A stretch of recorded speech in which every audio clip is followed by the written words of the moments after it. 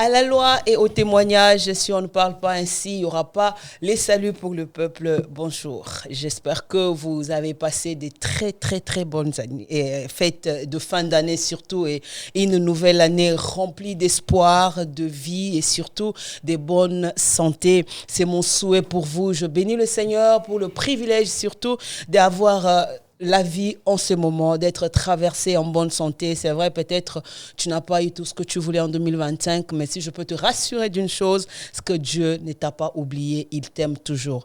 Alors profite de la faveur de la vie, profite de la santé, profite surtout de l'espoir et la faveur de Dieu dans ta vie. Et je suis convaincu que le Seigneur ne manquera pas de nous faire du bien. Encore une fois aujourd'hui, nous voulons, comme d'habitude, passer le moment dans cet espace Parlons Foi, une émission produite par Empire Studio. Je suis convaincu que vous bénéficiez des dons de la grâce et surtout, j'ai appris qu'il y a des gens avec des radios qui commencent à prendre les émissions et les transmettre. En tout cas, nous bénissons le Seigneur pour si le message peut aussi atteindre d'autres personnes. Que Dieu bénisse tous ceux qui ont reçu l'initiative de le faire. Alors ce soir, encore une fois, j'ai le privilège de présenter finalement cette émission avec un habitué maintenant. Je lui ai dit, à partir d'aujourd'hui, il va commencer à payer pour passer à cette émission. Alors, vous les connaissez déjà, il est le responsable d'une église appelée Amour Éternel. Il est marié et père de famille. Je précise, il est très marié. Et nous bénissons le Seigneur pour sa grâce dans sa vie. Ce soir, nous avons un thème très important que nous allons encore partager avec lui. Et je veux le laisser l'introduire, bien évidemment, parce qu'il est au courant de ça. Alors, je lui dis bonjour et bienvenue. Bonjour, pasteur. Merci beaucoup. Merci de me recevoir. Bonne année. Merci. Bonne année à toi aussi, à tous ceux qui nous suivent. En tout cas, cette année soit une année de grâce, de faveur. Que les portes qui étaient fermées s'ouvrent. Amen. Et que vous puissiez expérimenter la grâce et la faveur de Dieu. Amen. Ça, c'est une dimension prophétique, vu qu'on va parler du prophétique aujourd'hui. Bien sûr, quand on est enfant de Dieu, on doit être prophétique. Okay. Parler du prophétique, c'est parler de ce que Dieu libère dans le corps du Christ. On n'est pas tous prophètes, comme on va expliquer tout à l'heure, mais chacun d'entre nous peut exprimer la dimension prophétique.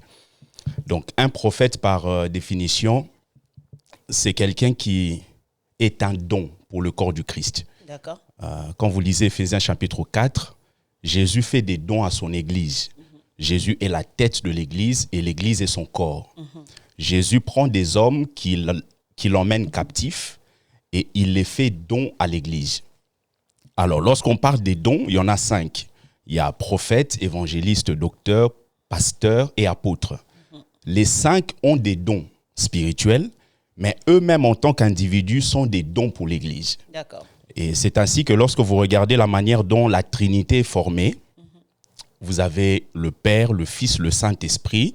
Lorsque vous lisez Genèse chapitre 1 à partir du 1er verset, la Bible dit au commencement Dieu créa les cieux et la terre. Au commencement Dieu Elohim créa. Donc c'est ce qu'on appelle la pluralité dans l'unité. Dieu qui est un peut se manifester de diverses manières. Donc vous avez le Père qui est le maître des opérations. Quand vous lisez 1 Corinthiens chapitre 12 à partir du verset 6, il est le maître des opérations. La Bible déclare qu'il y a plusieurs opérations, mais il n'y a qu'un seul Dieu. Et quand on vient vers le Saint-Esprit, il est celui qui donne des dons spirituels. La Bible dit qu'il y a plusieurs dons, mais le même esprit. Et Jésus est celui qui accorde les ministères, c'est-à-dire les ministères dons. La Bible déclare qu'il y a plusieurs ministères, mais le même Seigneur. Donc, vous avez le Père qui établit les plans. Vous avez le Saint-Esprit qui révèle les plans. Quand vous lisez le livre de Jérémie, la Bible dit « J'ai formé des projets pour vous, des projets de paix et non de malheur, afin de vous donner un avenir et de l'espérance. » Vous avez le Père qui établit le plan. Vous avez l'Esprit de Dieu qui révèle le plan. Lorsqu'il viendra, il vous enseignera toutes choses. Quand vous lisez Jean chapitre 14 et chapitre 16. Et vous avez le Fils qui exécute le plan. Donc, il dit, tu n'as voulu ni sacrifice ni offrande, tu m'as formé un corps pour faire, ô Dieu, ta volonté.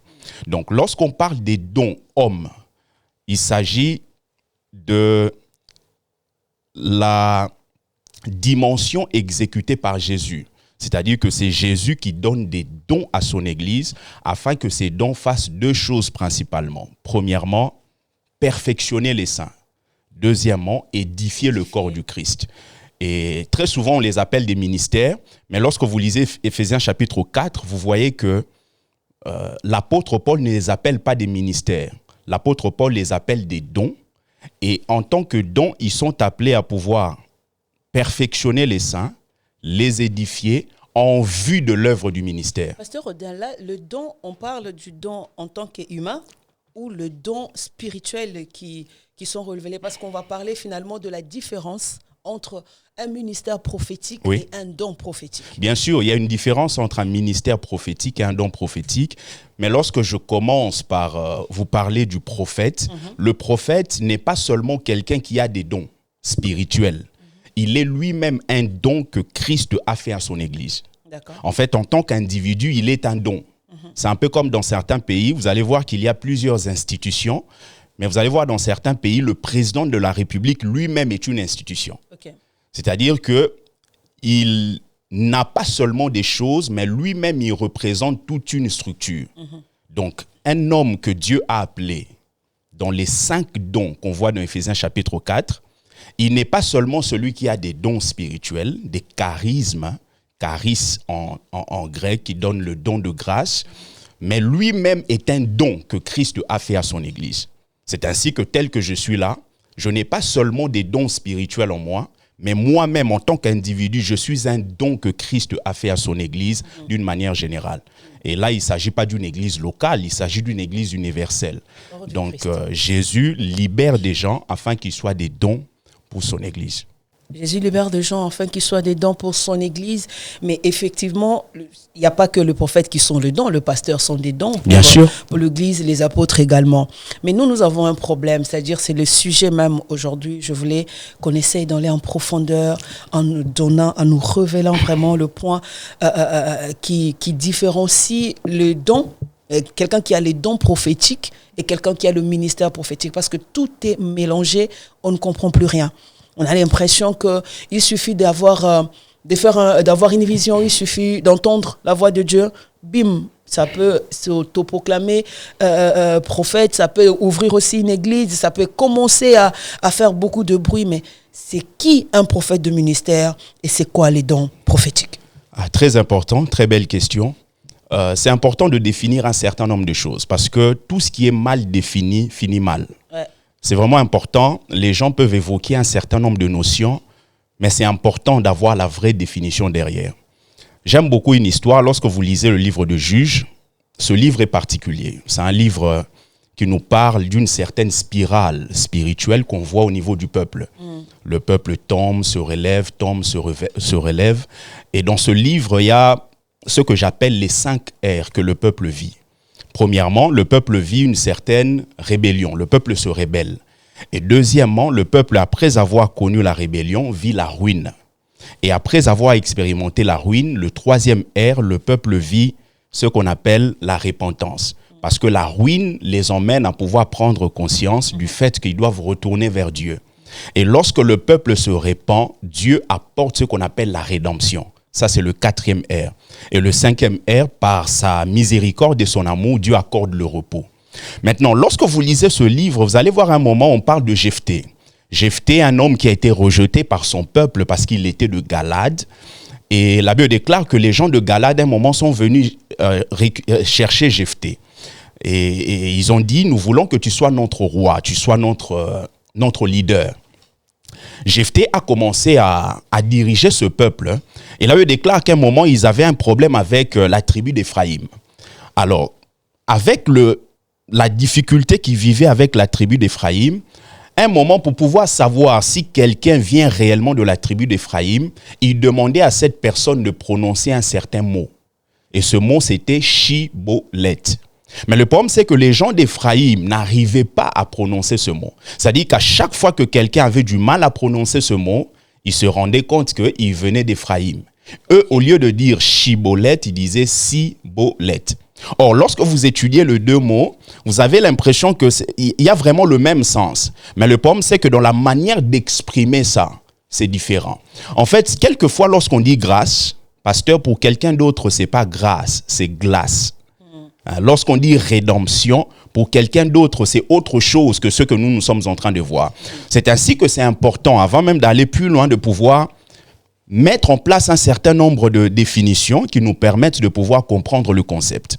Alors, lorsqu'on parle d'un prophète, un prophète, avant tout, est un don que Christ a fait à son Église. Et maintenant, ce prophète est appelé, premièrement, à enseigner le peuple en vue d'emmener ce peuple à discerner la voix de Dieu. En fait, le prophète ne vient pas pour devenir l'intermédiaire entre Dieu et son peuple. Le peuple a le droit de pouvoir aller directement vers Dieu parce que le voile a été déchiré. Okay. Le voile a été déchiré du haut en bas pour nous montrer que l'action vient de Dieu. C'est-à-dire que la libération qu'on a n'est pas le fruit humain, c'est le fruit divin. Donc, l'homme qui accepte Christ a le droit d'aller directement vers l'Éternel parce qu'il n'y a plus d'intermédiaire. L'intermédiaire, c'est Christ qui nous permet de pouvoir aller vers le Père, mais il n'y a plus d'intermédiaire humain. Maintenant, en tant que prophète, l'objectif, c'est de pouvoir conduire le peuple de Dieu à apprendre à écouter Dieu. Parce que tout enfant de Dieu est appelé... C'est grave hein, ce que tu viens de dire. Je pense que... Non, déjà, on va être d'accord que ce n'est pas moi, hein, c'est lui. Tu sais, les prophètes sont sensibles. Ils ne veulent pas qu'on les déplace sur leur trône. Mais c'est ce que nous allons faire, ne vous inquiétez pas. En fait, c'est que le prophète va t'expliquer, c'est lui, tu lui expliques toutes tes histoires et il va aller parler à Dieu. Non, ça c'est... Et là même, tu dois donner l'offrande, l'argent de transport pour qu'il aille se retrouver avec Dieu. Il va siéger sur le conseil. Il y avait conseil au ciel aujourd'hui. Il dit, il y avait conseil au ciel aujourd'hui. J'ai siégé avec Dieu. Non, mais c'est là maintenant qu'il faut faire la différence. Oui, mais quand toi tu dis ça, c'est grave, Pasteur Roda. Explique-nous. Oui, c'est-à-dire que lorsque je dis ça, ça n'enlève pas l'autorité que Dieu donne à un prophète, à un homme de Dieu. Voilà. Regardez par exemple, lorsque vous lisez le livre de Jacques, la Bible déclare que si quelqu'un est malade, qu'il appelle les anciens. Les anciens vont faire quoi?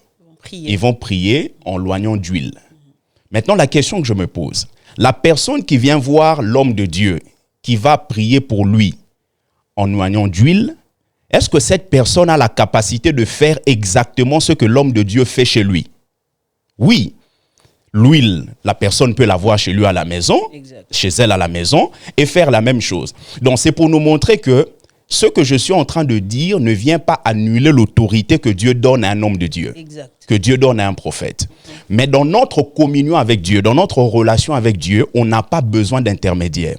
Dieu peut utiliser n'importe qui pour pouvoir fortifier notre communion, notre attachement à lui, mais Dieu ne voudra jamais que quelqu'un soit au milieu afin que, avant de pouvoir passer vers l'Éternel, nous puissions passer par cette personne.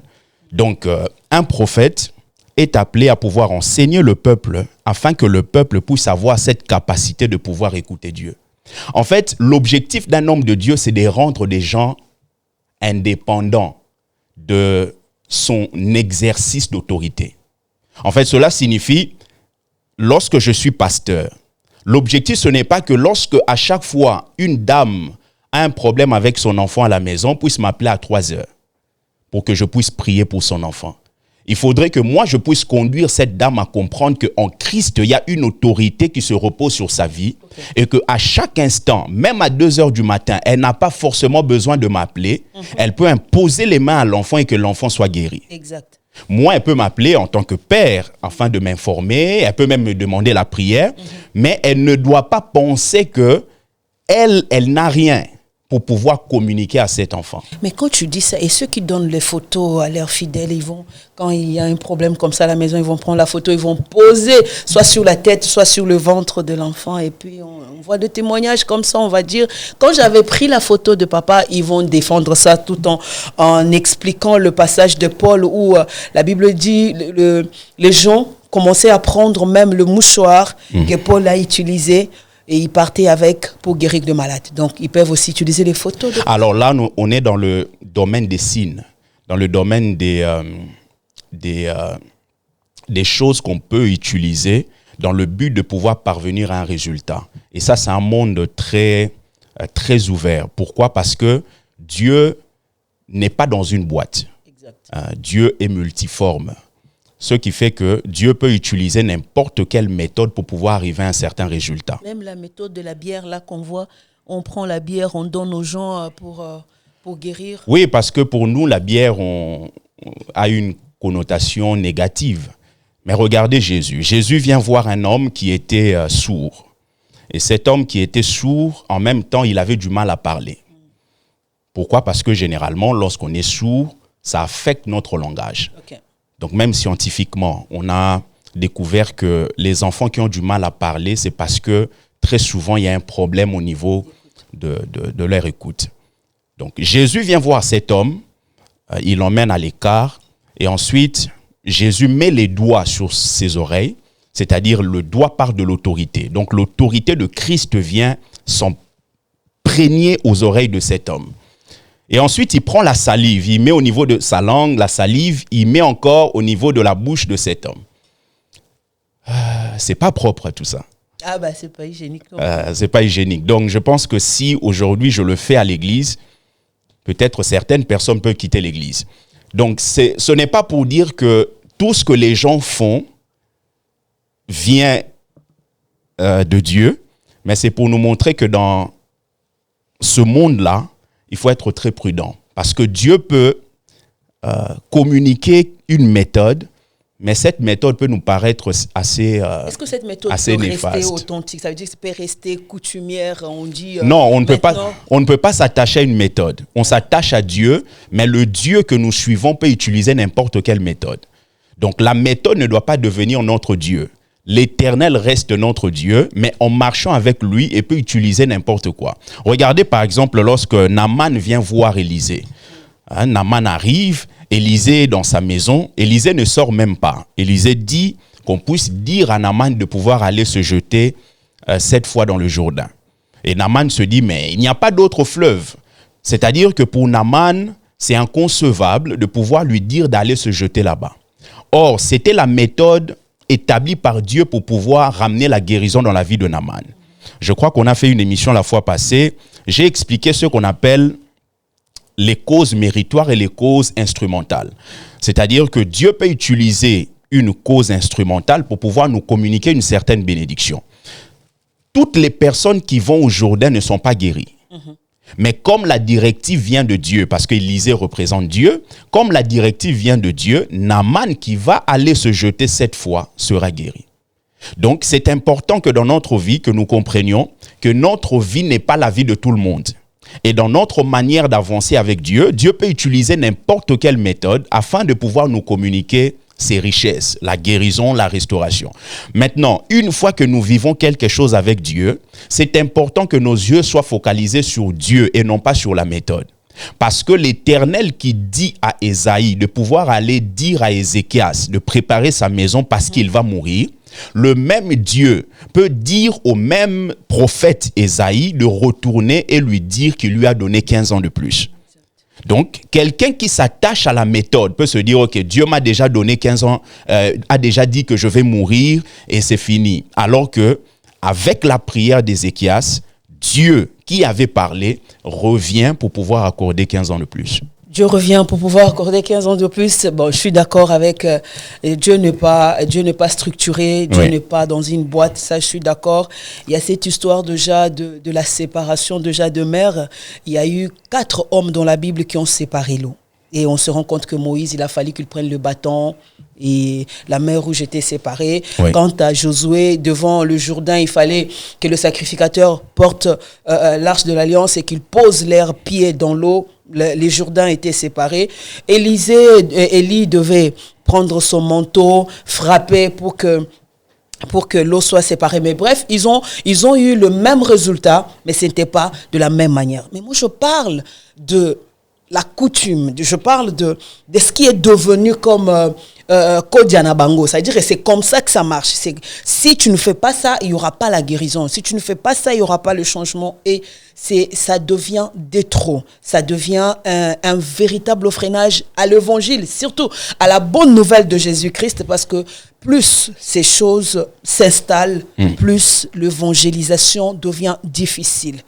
Tu es pasteur, je suis pasteur, tu sais de quoi je parle. Aujourd'hui, parler de Jésus à quelqu'un, la réponse qu'on va te faire, la réponse qu'on va te donner, ça te ramène des choses vécues, des choses que les gens ont vécues. Ils ont perdu la confiance, pas seulement en Dieu, mais aussi, pas seulement en l'homme de Dieu, mais aussi en Dieu.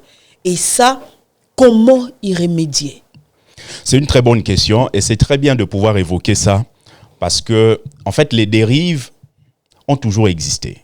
Mais avec le temps, c'est vrai que nous commençons à voir certaines choses et ça s'empire parce que la vision que nous avons dans la Bible concernant la fin des temps est une vision assez sombre. L'apôtre Paul dit dans les derniers temps, les hommes seront égoïstes, amis de l'argent, fanfarons, etc.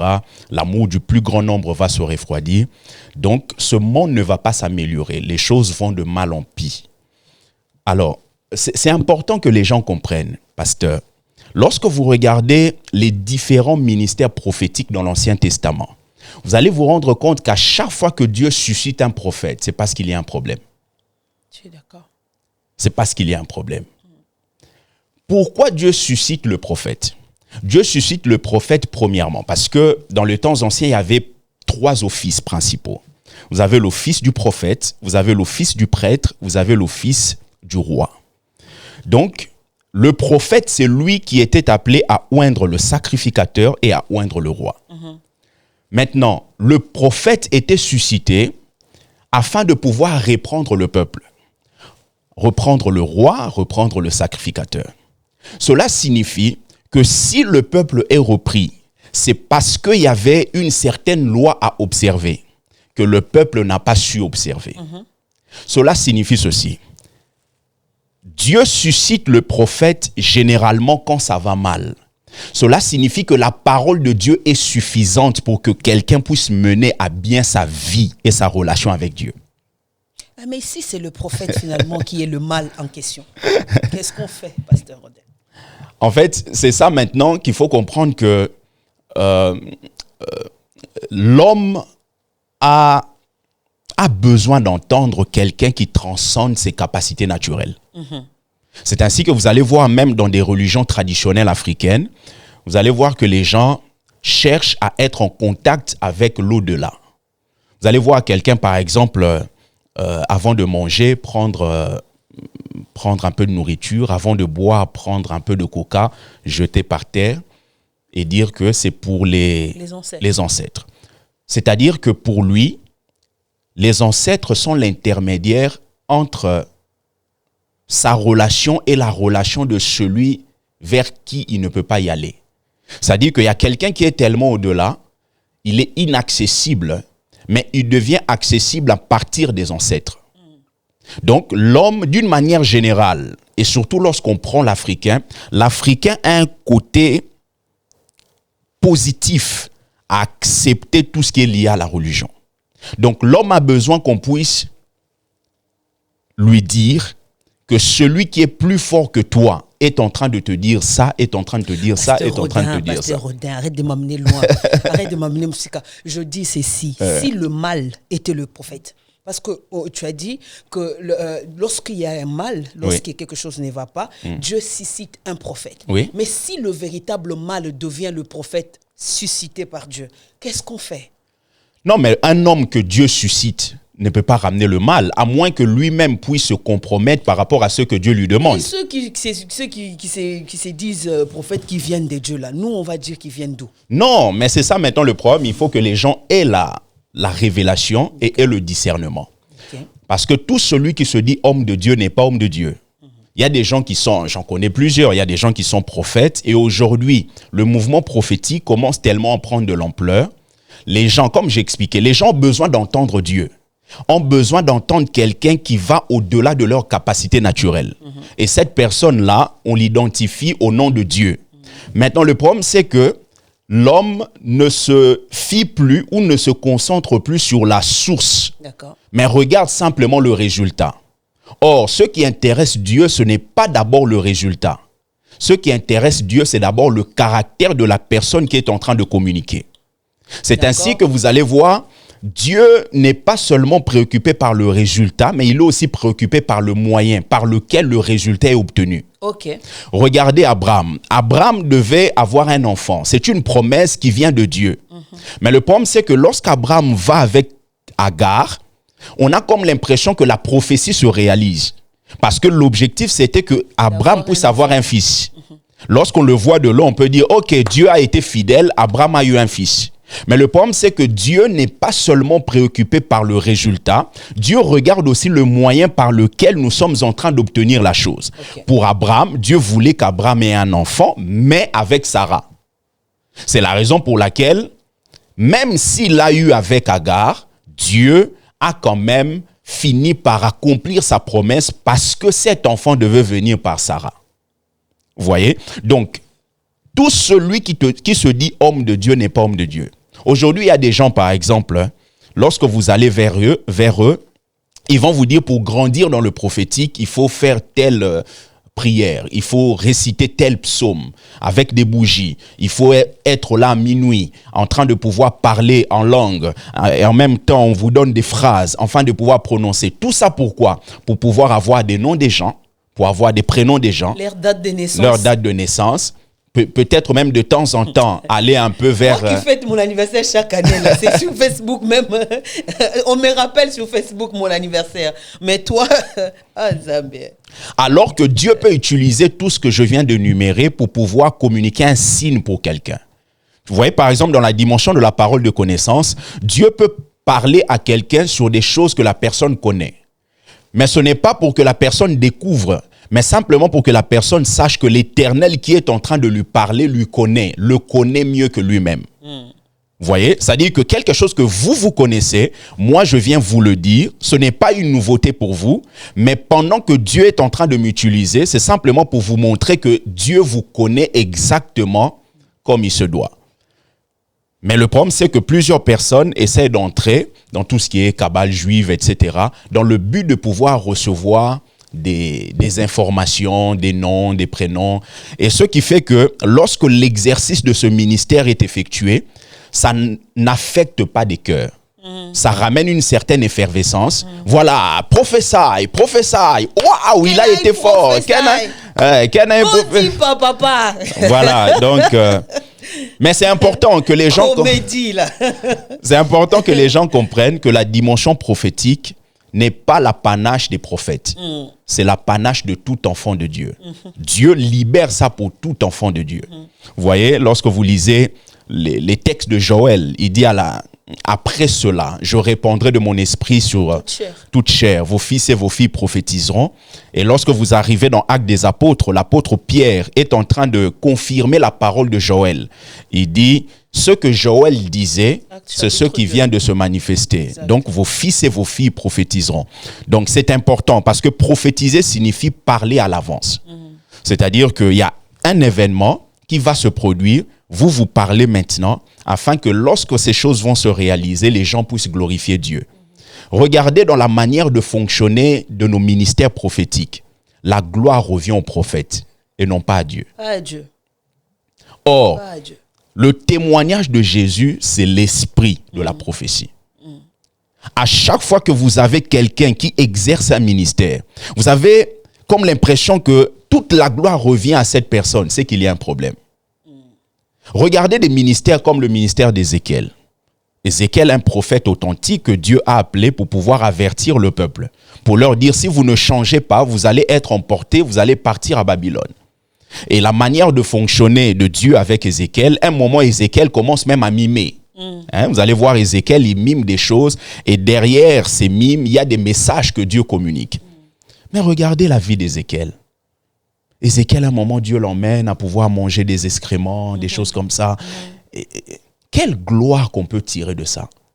Parce qu'au travers de ce que Ézéchiel vit, la gloire revient au Seigneur. Dans chaque ministère, il faut que la gloire revienne au Seigneur. Mais si la gloire commence à revenir à l'homme de Dieu, cela signifie que l'homme de Dieu lui-même a manigancé les choses pour pouvoir avoir ce résultat-là. Exactement, l'homme de Dieu a manigancé des choses pour pouvoir avoir les résultats. Bon, en fait, je sais que moi et le prophète, on n'a pas une très très bonne relation. Je crois tellement au ministère prophétique J'ai beaucoup de respect pour de prophètes. J'en connais de vrais prophètes. Mais vous, les faux, on aura un problème très sérieux en 2026. Ça, c'est une évidence parce que l'œuvre de Christ ne peut pas être profanée à ce point à cause de vous. Vous pouvez aller chercher le travail, c'est votre choix. Que vous soyez appelé ou pas, arrêtez vos comédies à l'église. Arrêtez vos comédies dans tous les espaces où vous pouvez vous retrouver. Parce que je vous promets une chose. S'il y a une chose que les gens connaissent, c'est que j'assume tellement mes propos. Mais vous, les prophètes, 2026, en tout cas, je serai sur vous. Surtout, vous, je venais de te dire tout à l'heure, il y a un prophète qui a envoyé un message. Ok. On était en train de discuter l'émission dernière où on parlait de ce que pasteur Joël Kabassele avait dit. Les hommes de Dieu, il ne faut pas les épouser parce qu'ils négligent, ils considèrent plus l'église, ils donnent plus du temps à l'église que dans leur famille. Elle n'avait pas menti, ça se fait. Mais non, moi j'ai ajouté ceci à ce que pasteur Joël avait dit. J'ai dit, il y a même ceux qui négligent leurs épouses à la maison, qui n'ont pas de respect pour eux, ils ne les honorent pas, mais qui, par contre, ont de maîtresses dans leurs églises. Donc, leurs soi-disant filles spirituelles qui deviennent leurs concubines ou leurs, je ne sais pas comment vous allez vous appeler. Quand une fille spirituelle devient une copine du pasteur, on l'appelle comment? C'est une maîtresse. Maître à pasta. Ou bien maître à prophète. Et il s'est énervé. Bon, ok. Toi, tu es un enfant de Dieu. Tu es marié, tu es père de famille. Tu ne sors pas avec les filles de ton église. Aussi qui poigne. Alors, c'est pourquoi je veux te dire en toute sincérité, Bongwana. C'est important. Pasteur Rodin, on va revenir. Hein. On va revenir sur le sujet. On est en train de finir là. On va en train d'aller vers la fin. On parlait des abus. Oui. Et je posais la question ici, comment y remédier? Parce qu'aujourd'hui, c'est grave et c'est partout. C'est partout. Surtout nos frères qui sont appelés dans le ministère prophétique. Le ministère prophétique, soit ça lati, moi veste à moukena pantalon dongi. Et à ça qui a kalingi. En fait, je ne comprends pas ça. La chose que je ne comprends pas, c'est ça. À kalingi suki, to à katini lumumba. Bref. En fait, je n'ai rien contre eux. Hein. C'est avec beaucoup d'amour que je parle, mais je pense que l'Église n'est pas persécutée. J'ai entendu quelque part, l'Église est en train de subir. L'Église ne subit rien. C'est les faux qui sont en train de subir des choses. Les gens qui sont venus en Christ pour ne pas servir Dieu, mais pour se servir eux-mêmes. Si tu vas commettre ton impudicité et les gens en parlent, à quoi on attaque l'Église? Si tu vas voler les gens et les gens en parlent, à quoi ça concerne l'Église? Ça ne concerne pas l'Église. Est-ce que si on appelait Paul aujourd'hui qu'il nous parle de la persécution de ceux qui ont servi le Seigneur, quel homme de Dieu dans cette génération a déjà subi la persécution? Les gens là, les apôtres sont morts. Ils sont morts pour la cause de l'évangile. Pas parce qu'il a pris la femme de quelqu'un, pas parce qu'il a volé, pas parce qu'il a insulté, mais tout simplement parce qu'il est en train de prêcher Jésus. Et ils ont perdu leur vie comme ça. Nous sommes une génération qui servons Dieu dans la gloire. Nous avons de vestes, nous sommes là assis, on parle de Jésus dans de grosses voitures et on dit on est persécuté. Vous ne voyez pas qu'on en fait un peu trop là? Pasteur Rodin, comment faire maintenant pour finalement épargner les enfants de Dieu? Alors, les faux prophètes, pasteur, il y en aura toujours. En fait, même si on essaye de commencer à les capturer, mais il y en a d'autres qui vont sortir. Le problème, c'est que c'est à nous de pouvoir comprendre comment s'y prendre lorsque quelqu'un se présente devant nous en tant qu'homme de Dieu. Comment s'y prendre? Première des choses, il faut que les gens soient assis dans les enseignements. Et qui enseigne? Mais ce sont les hommes de Dieu. Mais les hommes de Dieu, mais est-ce que tu comprends? Le problème, c'est à ces niveaux, pasteur Rodin. Non, mais cela veut dire que lorsque quelqu'un se retrouve dans une église, là où le faux est établi, cela veut dire que la personne a un problème dans son intimité avec Dieu. Parce que ce qui est caché peut être caché aujourd'hui, mais ne restera pas caché pour toujours. Ce qui fait que lorsque vous avez l'Esprit de Dieu et que Dieu vous conduit dans une église, ou vous-même prenez la décision de pouvoir aller dans une église, avec l'Esprit de Dieu, tôt ou tard, vous allez vous rendre compte que là où vous êtes, ce n'est pas votre endroit. Donc, lorsque je parle de l'enseignement, c'est pour nous montrer que on ne peut pas maîtriser la bouche des gens, mais on peut faire en sorte que nous puissions avoir le discernement afin de pouvoir ne pas tout gober. Regardez par exemple, la prophétie, c'est quelque chose que Dieu utilise pour pouvoir vraiment encourager son peuple. C'est vraiment important de pouvoir insister sur ça. Dieu utilise la prophétie comme étant un élément pour pouvoir encourager son peuple. La plupart des prophéties dans l'Ancien Testament sont conjuguées au passé. Okay. En hébreu, il n'y a pas comme nous en français les 3 temps, passé, présent, futur. En hébreu, vous avez le temps parfait et le temps imparfait. Parfait signifie que c'est accompli, imparfait signifie que ce n'est pas encore accompli. Donc, la plupart des prophéties sont au parfait, c'est-à-dire accomplies. C'est pour nous montrer que du point de vue de Dieu, c'est déjà fait. Donc, Dieu ne blague pas avec ça. Une prophétie qui vient de l'Éternel vient pour pouvoir manifester des choses. C'est pour ça que la Bible déclare que lorsqu'il libère une parole, la parole ne retourne pas vers lui sans avoir exécuté sa volonté, accompli ses desseins. Okay. Maintenant, lorsque quelqu'un est prophète ou quelqu'un est juste prophétique, parce qu'on peut ne pas être prophète de ministère, mais naviguer dans la dimension prophétique. Cela ne signifie pas que cette personne ne peut pas se tromper. Plusieurs commentateurs sont d'accord pour dire que la prophétie d'Agabus, dans le livre des Actes, qui est en train de parler sur le fait que Paul va être lié à Jérusalem par un juif, et on se rend compte que lorsqu'on lit les textes, il n'a pas été arrêté par un juif, il a été arrêté par un païen. Donc un prophète peut se tromper sur un détail, mais cela ne fait pas de lui un faux prophète. Un faux prophète, c'est quelqu'un qui a sa source autre chose que l'Éternel. C'est ainsi que vous allez voir, il y a des gens, c'est-à-dire qu'avant qu'ils viennent exercer son ministère, il parle avec des esprits. C'est-à-dire qu'il invoque les esprits. Les anges. La visitation des anges. Fermez les yeux, nous sommes... Il évoque les esprits. Et c'est là qu'on voit la différence entre le mot évoquer et invoquer. Nous invoquons Dieu. Cela signifie que nous sommes en train de le supplier et nous respectons sa dignité, nous respectons son autorité, et sa souveraineté. Mais lorsque vous évoquez, cela signifie que vous avez un code. Et le code vous emmène à avoir un résultat qui est déjà programmé. C'est ainsi que vous allez voir un homme de Dieu va vous dire, si tu veux exceller dans la dimension prophétique, je vais te donner des codes. Et ce sont des codes qui t'emmènent à évoquer des esprits, des démons. Et ensuite, ces démons vont te révéler des choses. Rappelez-vous de cette femme qui avait l'esprit de Python, était en train de dire quelque chose de vrai. C'est-à-dire que tout ce qui est vrai n'émane pas seulement de l'Éternel.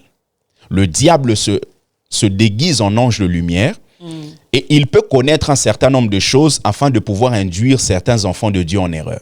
Donc, je reviens sur la question, comment faire? La première des choses, être assis dans les enseignements. La deuxième chose, dans la manière de fonctionner de la prophétie, il y a plusieurs dimensions. La première des choses, c'est la révélation. Lorsqu'une révélation vous est donnée, la deuxième des choses, il faut voir comment discerner cette révélation. Parce que c'est le discernement qui va vous emmener à pouvoir appliquer. Vous avez la révélation, il faut le discernement afin de pouvoir appliquer ça. Mais le problème, c'est que beaucoup de personnes n'ont pas le discernement. Lorsque le message est donné, les gens sont dans l'effervescence et crient « Prophétie, tu es trop fort ». Dans beaucoup de services prophétiques, la gloire ne revient pas à Dieu, revient à celui qui donne les messages. Or, le témoignage de Jésus, c'est ce qu'est l'esprit de la prophétie. Tout ça doit émaner du Saint-Esprit, mais même celui qui est l'Esprit de Dieu, il ne fait pas des choses pour sa propre gloire. En tout cas, le Saint-Esprit fait tout pour la gloire de Jésus. Le Saint-Esprit fait tout pour la gloire de Jésus. J'espère que vous êtes en train de profiter ou vous avez déjà profité au maximum avec cette émission. On est en train de chiter, Pasteur Odin. On est en train de chiter. J'ai apprécié quand même une chose que tu as dit tout à l'heure. Tu as parlé de méthode. Dieu ne se fie pas que au résultat, mais aussi à la méthode ou aux moyens appliqués. Tu vois ce qui est arrivé avec Moïse. La Bible dit, Dieu dit à Moïse d'aller parler au rocher. Oui. Lorsque les enfants d'Israël étaient en train de crier. Oui. Et Moïse se met en colère parce qu'il est face à un peuple ingrat. C'est selon lui, un peuple qui a oublié le bienfait de l'Éternel. Au lieu de parler, il a frappé devant le rocher. Mais il y a eu quand même les résultats. L'eau est quand même sortie. L'eau est sortie du rocher, mais c'était les résultats sans Dieu. C'est bien de servir Dieu, mais il faut le servir pour lui. Il faut avoir de résultats dans le ministère, mais les résultats pour Dieu, avec lui, bien évidemment. Tu peux prophétiser. Tous ceux qui prient beaucoup voient toujours deux choses. Ils entendent la voix de Dieu. Ça, c'est une évidence. Avoir une vie de prière disciplinée, tu vas voir, tu vas entendre. Dieu est tellement amour qu'il va te montrer des choses. Inutile d'aller emprunter les moyens, chercher. Enfin, comme je le disais quelque part, c'est que on emprunte, on sert Dieu avec les codes de Babylone. C'est-à-dire, on va prendre des choses qui ne sont pas pour la gloire de Dieu, pour servir Dieu avec. Tu peux devenir grand, tu peux exercer ton ministère sans te compromettre. C'est une évidence. Rester chrétien, c'est une richesse, c'est un privilège. Et aujourd'hui, nous faisons cet appel. Je ne sais pas jusqu'où vous êtes allés pour prophétiser. Je vais un peu vraiment parler en lingala parce que je pense que s'il y a des abus, c'est vrai aussi du côté francophone, mais dans ma communauté, c'est autre chose actuellement. C'est-à-dire que c'est possible, si tu as déjà commencé avec Dieu, s'il te plaît, préserve-toi, continue avec Dieu. Si tu t'es déjà retrouvé en train d'associer autre chose, tu as pris les feux étrangers, tu as ramené à l'église ou dans ton ministère, il est temps de te repentir, s'il te plaît. Il est temps de revenir à Dieu. Il est temps de revenir. Tout ce que tu as déjà obtenu jusque-là, on t'a acclamé parce que tu as donné les noms, on t'a acclamé parce que tu as donné les numéros de téléphone, mais ça ne sauve pas. Ça ne sauve personne. Le prophète, soyez capable de nous transmettre la vie. Donnez la vie de Christ, orientez. Ne soyez pas des obstacles aujourd'hui pour l'évangélisation, pour l'œuvre de Dieu ou pour le salut de plusieurs. Pasteur Rodin. Oui, pasteur. C'est important. Dernier mot pour aujourd'hui. Non, c'est important. C'est important que les gens comprennent ce que tu viens de dire, mais aussi parce que la dimension prophétique, c'est tellement vaste. Il y a plusieurs types de prophètes. Quand vous lisez les Écritures, vous allez voir, par exemple, Abraham est appelé prophète. Lorsque Abraham va vers ce roi de Guérar, ce roi veut prendre son épouse, Dieu intervient. Et la Bible déclare que Dieu dit à ce roi, ne touche pas la femme de cet homme parce que cet homme est prophète. Alors, le mot prophète, là, c'est le mot nabi. Vous avez plusieurs mots. Vous avez nabi, vous avez roé, vous avez chosé. Donc, nabi signifie porte-parole de Dieu, celui en qui les paroles de Dieu bouillonnent. Et vous allez voir que en étudiant les Écritures, vous n'allez pas voir là où Abraham est en train de donner les prénoms des gens et tout ça. Mais tout ce qu'Abraham faisait, il y avait le poids de la gloire de Dieu. Vous avez Roé, Chosé qui parle aussi de voyant, c'est-à-dire que quelqu'un que Dieu utilise dans la dimension de voir. Et ça, c'est important. Nous sommes un corps et chacun d'entre nous a la manière dont Dieu l'utilise. Il y a des gens qui fonctionnent au niveau de lui, c'est-à-dire ils peuvent entendre quelque chose et il y en a d'autres qui ont besoin de voir. C'est pour ça que vous allez voir même dans la manière dont Dieu appelle des gens, surtout même dans la dimension prophétique, vous allez voir par exemple Samuel, Dieu l'a appelé par une voix audible. Mais lorsque vous allez par exemple chez Jérémie, Dieu l'a appelé avant même sa naissance. Quand vous allez chez Joseph, Joseph c'était dans un rêve, dans un songe. Chez Moïse, c'était par la voix audible. Donc Dieu ne fonctionnera pas de la même manière avec nous tous, mais c'est important que nous comprenions que tout ce que nous pouvons faire doit être pour la gloire de Dieu. Quoi que vous fassiez, faites tout pour la gloire de Dieu. Voilà, même Jésus qui vient, lui-même, il se présente comme Nabi. Rappelez-vous de Moïse, il dit, Dieu vous suscitera un autre prophète comme moi, c'est-à-dire un autre Nabi, en qui les paroles de Dieu bouillonnent. Et je crois que chacun de nous, que vous soyez pasteur, apôtre, docteur, évangéliste, prophète, c'est important que nous puissions comprendre que tout ce que Dieu peut faire avec nous, c'est pour sa gloire. C'est pour sa gloire. Donc, ne cherchons pas des choses à l'extérieur de la source qui est Dieu. Okay. Dieu est une source suffisante. Et donc, la Bible déclare que mes brebis entendent ma voix. Lorsque vous êtes brebis du Seigneur, vous avez les capacités nécessaires pour pouvoir entendre la voix de Dieu. Et le prophète est là juste pour pouvoir encadrer un certain nombre de choses, pour pouvoir guider certaines personnes dans le but de mieux entendre Dieu. Mais il ne vient pas pour pouvoir être le médiateur, être le médiateur. Non. Entre Dieu et nous. Merci beaucoup, Pasteur Odin. Merci. Que Dieu vous bénisse. En tout cas, c'était quand même chaud. Merci beaucoup. Que le Seigneur te bénisse abondamment. Tu es toujours une bénédiction pour Parlons Foi. Amen. Nous apprécions cela à sa juste valeur. Je rappelle qu'il est pasteur des églises Amour Éternel, 6 sur 21. Nous sommes au 21 Grande Allée du 12 février 1934 à Noisiel. Et j'informe aussi tous ceux qui nous suivent. D'ici là, il y a une vidéo officielle qui viendra. Et nous allons commencer l'Institut biblique Lumière. Okay. Parce que l'objectif, c'est de pouvoir illuminer les gens. Okay. Il y aura plusieurs cours qui seront dispensés avec différents professeurs, dont moi, qui suis le professeur principal. Okay. Donc, toutes les informations vous seront communiquées afin de pouvoir vous inscrire. Donc, les inscriptions débuteront au mois de février et les cours vont commencer au mois de septembre 2026. En tout cas, nous promettons de revenir avec plus de détails pour l'Institut biblique Lumière, c'est ça? C'est ça. Alors, Parlons Foi s'engage pour pouvoir accompagner l'Institut biblique Mebofouta. Que le Seigneur vous bénisse abondamment, vous tous. Merci de nous avoir suivis. Merci, que Dieu vous bénisse. J'espère que chacun de nous a trouvé quand même Parnaïe et continuons à chercher le Seigneur, marchons avec Dieu. Il revient très bientôt, c'est vraiment une évidence. Alors je vais dire merci beaucoup à toute l'équipe, merci à Jancy, merci au grand Magneto 4K, il n'est pas là, il est sorti. Et merci à nos frères qui sont là dans le studio. Je n'ai pas demandé leur nom, mais j'ai béni leur vie au nom de Jésus. Et merci à vous tous aussi. Je nous donne rendez-vous au prochain numéro. Que Dieu vous bénisse.